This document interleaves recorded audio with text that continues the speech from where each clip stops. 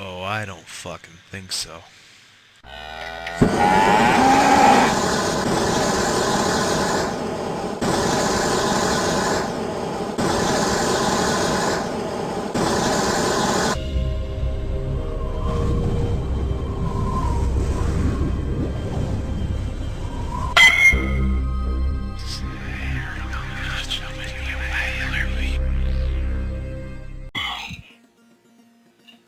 Welcome to Straight Up Reviews, where there's no bullshit beyond the side. ST did a seer a long time ago on Jurassic Park regarding the possibility of whether or not dinosaurs can be cloned.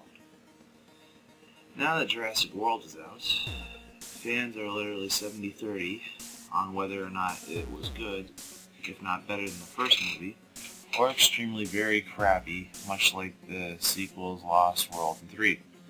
Now, I myself love all the movies, regardless of the majority opinion on some. But even I was hesitant in watching this one, mainly because I wondered if people would ever watch it. When the trailer came out, fans were still unconvinced that this was going to be at least a fun movie to watch. Wow, this lack of interest for a view count that's being displayed here staggers me. Don't you guys see the danger on what you were doing? The movie-going experience is the most well-known, but a rare force this planet's ever had the opportunity to be a part of. For over a century, and you guys treat it like it sucks before you even see the whole thing. I'll tell you what the problem is. It doesn't require any discipline for you to see it. You read what others have talked about when it came to this trailer, and you took the next step. You didn't earn the knowledge of whether or not you like this movie or not. So you don't take any responsibility over your own opinions and decide for yourself. You stood on the shoulders of critics who pretty much say make up your own damn mind, even though you do the opposite and follow their own words at face value. And before you knew what you were gonna have, you flamed it, insulted it, and slapped on the nearest tumblr page, and now you're boycotting. You want to boycott it now. Now, on a serious note, much of the biggest complaints come from the scientists accusing the franchise of taking the series back a step rather than moving forward in tandem with the recent discoveries. Myself, I agree with the filmmakers on this one. Don't get me wrong, I'm all for realism and scientific accuracy. However, bear in mind, both the movies and the books make it clear that these dinosaurs are not natural in one way, shape, or form. That any noticeable differences can be chalked up to imperfections on their recreations. But some people are unconvinced, and I can name one.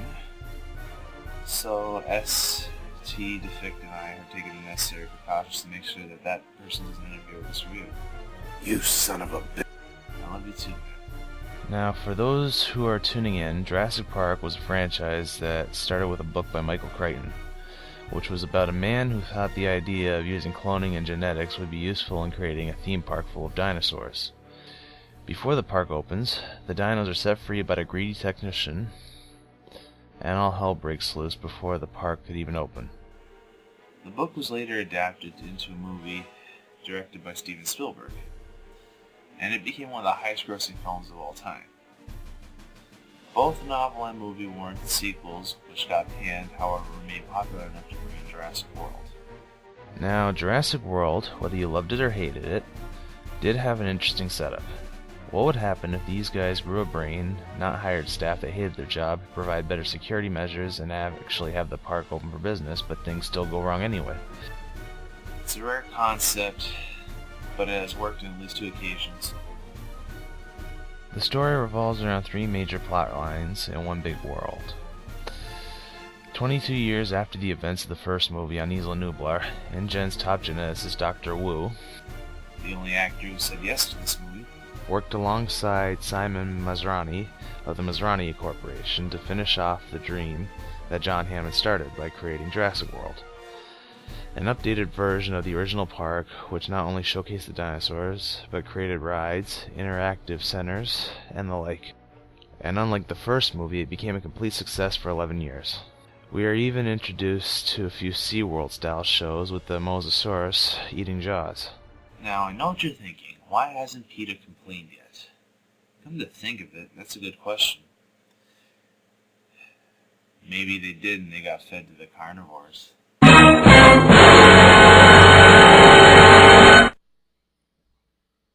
Anywho, the first major plotline revolves around two kids, Zach and Gray, who go to the park to visit their Aunt Claire, the operations manager at the park and a workaholic who treats the dinosaurs like objects rather than living beings.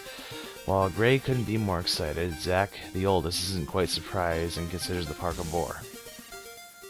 So Gray's watched the first movie for the first time, and Zach watched all three. The second major plotline involves Owen Grady, played by Star-Lord himself, Chris Pratt. His job is to make sure cages are strong enough to keep the dinos contained, and if that wasn't enough, he has been training 4 raptors who are loyal to him, and anyone else they trust. Many people have complained that this downgraded them because in the original trilogy the raptors were the main bad guys. So I enlisted ST to help me correct you on that. The 3 raptors from the first movie are the major villains. They were the result of genetic tampering gone bad by using West African frogs to fill in the gene sequence caps. As Alan Grant pointed out in the first movie, the frogs, along with their DNA relatives, have the ability to change their fixed gender in a single-sex environment as a survival and reproductive failsafe. While it wasn't explained much in the first movie, it was hinted that the reason why the big one, the main antagonist raptor of the first movie, was so batshit insane compared to the other raptors in the later sequels was in combination of hormonal imbalances due to the spontaneous back and forth transformations, as well as the fact that she had no parents to imprint on to keep her tame. They fixed both problems by using Grant's bird theory and Hammond's imprint theory, fixing the genes to the best of their ability and having Owen being a present for every aspect of the raptors' lives. With that said, I don't give a fuck if you guys love or hate this movie. The fact that you got Star-Lord controlling raptors in any sense of the word is awesome enough. Though seeing that it's Star-Lord controlling them, I don't want to know how involved you got with the 3. Thanks for that mental picture.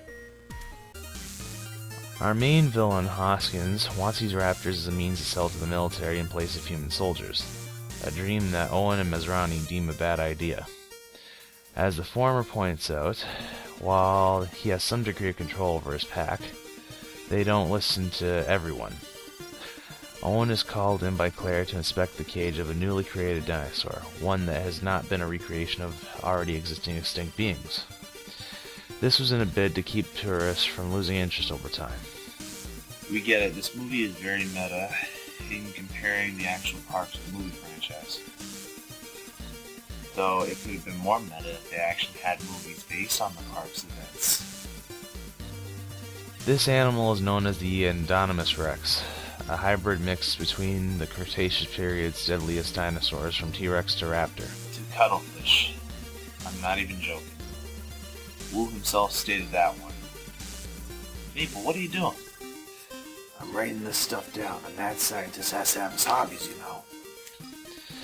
When it appears to have escaped, Owen and a couple of mooks come to investigate, only to find that it's tricked them into opening the cage so it could escape for real. As you no doubt have guessed, all hell breaks loose yet again for the first time in 22 years. And Newman's not the one to blame for this one. And thus we enter our third major plotline, trying to reduce the damage. Owen and Claire go off in search for the kids, who take refuge in the original rundown park, while Hoskins and his team try to catch the I-Rex alive. After reuniting with the kids, Owen devises a plan to use the raptors he trained to hunt down the I-Rex. This somewhat works as they manage to find the I-Rex, but the I-Rex convinces them to turn against the humans, causing more trouble.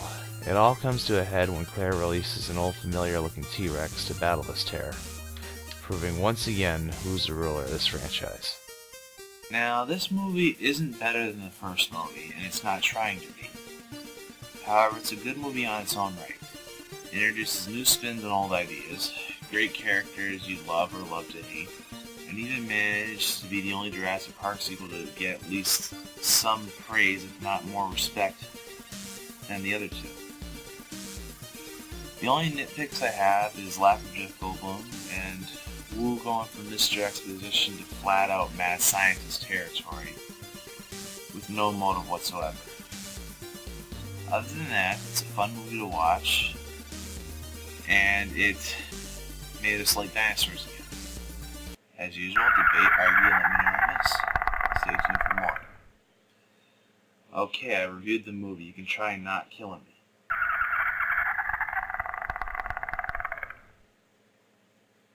Clever girl.